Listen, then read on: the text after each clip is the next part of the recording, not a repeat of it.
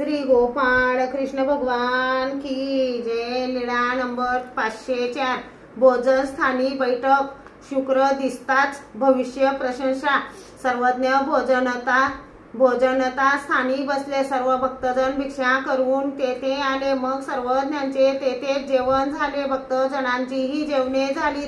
सर्वज्ञ अंधार पडेपर्यंत तेथेच बसलेले होते। थोड्या वेळाने शुक्र तारा चमकू लागला। मग बाईसाने विचारले, बाबा हे कोणते नक्षत्र आहे? सर्वज्ञांनी सांगितले, बाई बटिकाला विचारा।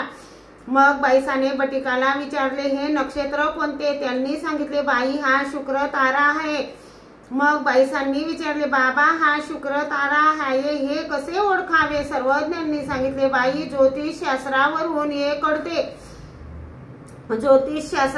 हे कळते। मग बाईसाने विचारले, ज्योतिषशास्त्रावरून कसे जाणतात बाबा? यावर सर्वज्ञांनी सांगितले, बाई गंगाचार्याने आपल्या मुलाकडून भविष्य पाहून एका जन्माबाबत विचारले, परंतु तो 7 जन्माचे भविष्य सांगू लागला।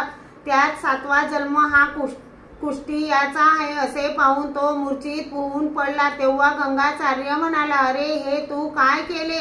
मग त्याला सावध करून उठविले। मग मुलाने सांगितले, बाबा मला तुम्ही एका जन्माबाबत विचारले, परंतु मी तुम्हाला सांगत असताना तुमचा 7वा जन्म कुष्टी याचा आहे असे पाहिले, त्यामुळे मी मूर्छित झालो। हे म्हणाले, तुला इतके दूर जायचे कारणच काय?